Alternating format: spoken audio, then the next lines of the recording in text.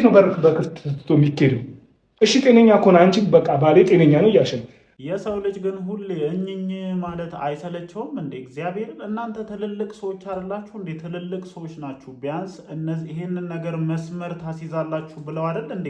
እናትም አባትም ከዳር ቆመው እናንተን የሚመለከቷችሁ። ሁል ጊዜ እኝኝ ማለት የአብርሽ በሰላም እዛ ቦታ ላይ መገኘት ነው የሚያሳስብ ነው? ጠፍቶ እንዲቀር ነው የምትፈልጉት? እሺ በቃ ሩታ ቤት ሳይገባ የሆነበት ጠፍቶ ቢቀር እንደዛ ነው ፍላጎታችሁ? የሚያስመስልባችሁም የምታወሩትም ነገር ይሄ እኮ ነው። አንተ ጭራሽ ትልቅ ሆነ የበር መዘጋትና አለመዘጋት ነው ከአብርሽ ጤንነት በላይ አሳስቦ በሩን ሳይዘጋ ቢያንስ እዚህ ቪዲዮ ላይ ከ3 ከ4 ጊዜ በላይ ስለ በር አለመዘጋት እያወራህ ነው እና በቃ ይሄ ግልጽ በደንብ ማለት ነው። እኔ እስከዛሬ ድረስ ደጋግሜ ስል ለእነዚህ ሰዎች ጥላቻ ስላለኝ ነበር እየመሰለው ያለው ብዙ ሰው ማለት ነው። በግልጽ ከሄርሜላ ጋር ስላልሆነ ስለደበራችሁና ለሩታ ግልጽ የሆነ ጥላቻ ስላላችሁ ነው እንደዚህ የምትሆኑት እንጂ የዚህ ልጅ የጤንነት ሁኔታ ወይም የአብርሃም ጉዳይ አሳስቧችሁ እንዳልሆነ አንድ በአንድ ከምታደርጉት ነገር ያስታውቃል። በመጀመሪያ ደረጃ በእንደዚህ አይነት ኬዝ ውስጥ ያለ ሰው ፍላጎቱ ነው ከምንም ነገር በላይ የሚሟላለት ወይም ደግሞ በሕክምናው ራሱ ማለት ነው እንደዚህ አይነት ኬዝ ያለው ሰው ፍላጎት ወይም ምን ይፈልጋል የሚለው ነገር ጥናት ተደርጎ ማለት ነው። እንደውም የሚፈልገው ነገር እንኳን ባይታወቅ ምን ይፈልጋል ምንድነው የሰውዬ የሚያስፈልገው የሚለው ነገር ጥናት ተደርጎበት ያ የሚፈልገው ነገር እንዲቀርብለት ይደረጋል እንጂ ጭራሽ የሚፈልገውን ነገር እየነፈጉ እኛንን የምንሻለ እኛንን ስላንተ የምናውቀው ወደዚችኛዋ ሚስት ትመለሳለህ ብሎ የዚህን ያክል የሚደብርኝህ በጣም ነው የሚያስጠላው። እግዚአብሔርም በጣም ይደብራል ማለት ነው። ስለዚህ ይህንን ልጅ ወደ መረዳት ብትመጡ የተሻለ ነው ብዬ ነው የማስባችሁ። ታርጌታችሁ አብርሽ ደህና እንዲሆን ነው አይደለ?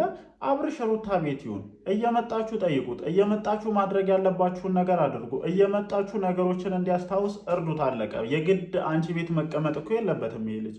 ለምንድን ነው ሲጀመር አንቺ እንደውም ልትደሰቱ ነበር እኮ የሚገባው።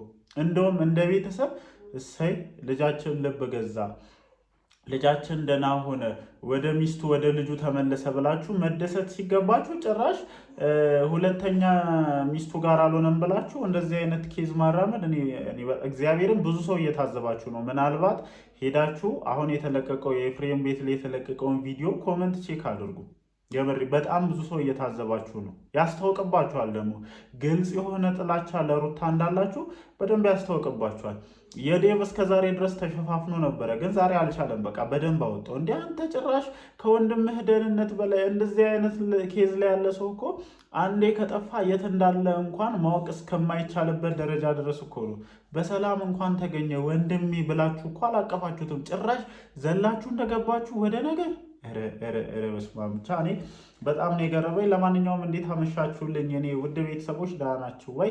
አለን እግዚአብሔር የተመሰገነ ይሁን። ዛሬም እንግዲህ ከመሸ በተለቀቀው ቪዲዮ ዙሪያ ሀሳባችንን ልንሰጥ ተመልሰን መተናል ማለት ነው። ያው ቀን ላይ ከአብርሽ መጥፋት ጋር ተያይዞ በጣም ብዙ ነገሮች እየተወሩ እንደሆነ ለማረጋገጥ ችለናል ማለት ነው። ያው ከዛ በኋላ እነሱም እርግጠኛ ሆነው እነ ሩታ ቤት እንደሚመጣ እርግጠኛ ሆነው ወደዛ መጥተዋል።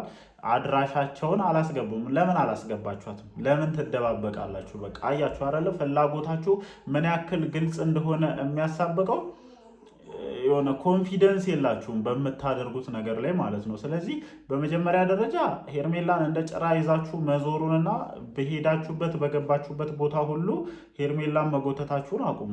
በቃ ምናልባት አብርሽ ደህና ከሆነና ምርጫ ሄርሜላ ናት ካለ እሱ ራሱ ፈልጎ ይሄዳል። ከዛ ውጪ እሷን እየመጣችሁ ልጁ ጋር አላስፈላጊ ግርግሮችን እየፈጠራችሁ ሌሎች ነገሮችን ማድረጋችሁን አቁሙ። ከማንም በተሻለ ስለዚህ ልጅ ደህንነት መጨነቅ ያለባችሁና ማሰብ ያለባችሁ እናንተ ነበራችሁ። ግን ያንን እያደረጋችሁ አይደለም። የምሬ ነው የምላችሁ። እንዴ ወንድማችሁ እኮ ጠፍቷል ብላችሁ ነው አይደለ? ቀን ላይ ያዙ ይልቀቁኝ ስትሉ የነበሩት ሰው ተገኘ። እንዴ ወንድሜ ብለሽ መተሽ አታቅፊው። ጭራሽ እንደገባሽ አንተን ያመጣው ጭራሽ ሰላም ትለናለህ ምናምን። በቃ ልጁ ምርጫውን ተናገረ እኮ። እኔ ከልጄና ከሚስቴ ጋር ነው የሚመቸኝ። ደግሞ ነቃ አለ። እሷ ቤት እንዴት እንደነበር አይታችኋል አይደለ? እዚህ ሲመጣ ደግሞ እንዴት ነቃ እንዳለ። እንዴ ጭራሽ እኮ መልስ የሚመልሳትን መልስ ራሱ ሙሉ በሙሉ እኮ አቁሞ ነበር እኮ ይሄ ልጅ። እግዚአብሔርም የሚመልሳትን መልስ ልክ ከእናንተ ጋር ሲገናኝ ሙሉ በሙሉ አቆመ። ስለዚህ አሁን እነ ሩታ ላይ ታርጌት አድርጋችሁ እነሱን ለመውቀስ ምክንያት ከመፈለግና የእነሱን ጥፋት ከመሰርሰር መነሻውን አብሮ ለመፈለግ ጥረት ማድረጉ እንደኔ የተሻለ ነው። ያ ነው መፍትሄ ሊሆን የሚችለው ማለት ነው። ከዛ ውጪ ለዚች ልጅ ያላችሁን ግልጽ ጥላቻ አቁሙ። ይሄ ጥላቻችሁ ነው የእነዚህ ልጆች ትዳር ህይወት የበተነው ማለት ነው። አንድ ልጅ ከእናትና ከአባት ተለይቶ ሲያድግ ምን አይነት የስለንቦና ጫናዎች እንደሚኖሩበት የተረዳችሁ አይመስለኝም። የምሬ ነው።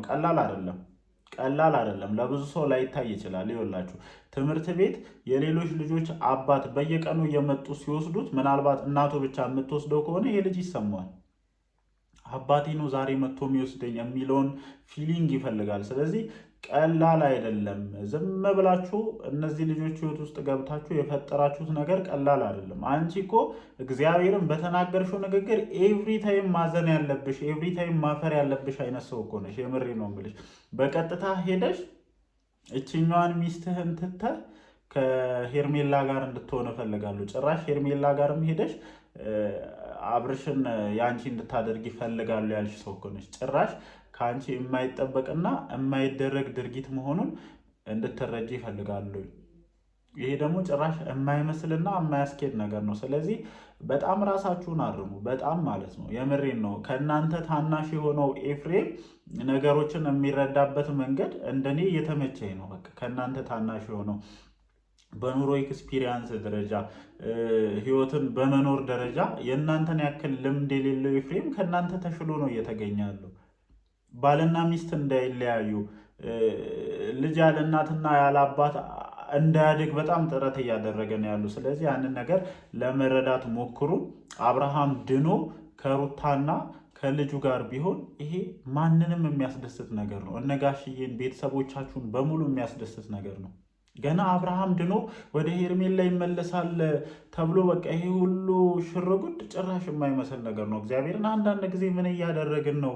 ምንድን ነው እየሆንን ያለ ነው ተብሎ እኮ ይታሰባል እኮ እንዴ! እናንተ በግልጽ ጭራሽ እንዴት ይሆናል? ምክንያቱም አላሰባችሁም፣ አልተዘጋጃችሁበትም፣ አላወቃችሁም። በቃ ድንገት ተነስቶ አብርሃም ወደ ሩታ ተመለሰና የምታረጉት ነገር ግራ እንደገባችሁ ምን ማድረግ እንዳለባችሁ ራሱ እንደማታውቁ በደንብ መናገር ሁሉ አቅቷችኋል እኮ። ዴቭ አሁን ዛሬ ምንም መናገር ራሱ አቅቶታል።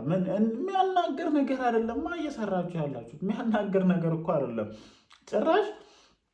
ከወንድማችሁ መጥፋት በላይ የቡዜ ቤት ክፍት ሆኖ መወጣቱ ያሳስባችኋል እንዴ? እግዚአብሔር ይመስገን ወንድማችን መኪና አልበለውም፣ የሆነበት አልሄደም፣ ከዓይናችን ስራ አልጠፋም፣ ወንድማችንን አገኘን እግዚአብሔር ይመስገን ብሎ ፈጣሪን እንደማመስገን ጭራሽ በር አንኳኩታችሁ ገብታችሁ ሌላ ተካራ፣ ሌላ ንዝንዝ። እግዚአብሔርን አንዳንድ ጊዜ ሰው ምን ይላል ሚዲያ ላይ የሚለቀቅ ነገር ነው፣ ሚዲያ የሚያየው ነገር ነው እና ትዝብት ነው ትርፉ። ስለዚህ ፕሊስ ወደ ራሳችሁ ተመለሱ። የሩታ ግልጽ የሆነ ጥላቻ አይናችሁን አውራችኋል፣ ብዙ ነገር እንዳታዩ አድርጓችኋል። እኔ ሄርሜላ ዝም ብዬ ሳስብ እናንተ ላይ መተት ያሰራችሁላ ነው የሚመስለኝ። የምሬ ነው የምላችሁ። እንዲህ እሷ ጋር ለመውሰድ ይሄ ሁሉ ግብግብ፣ ይሄ ሁሉ መከራ፣ ኧረ በጣም ነው እንደኔ እየተገረምክ ያለሁት።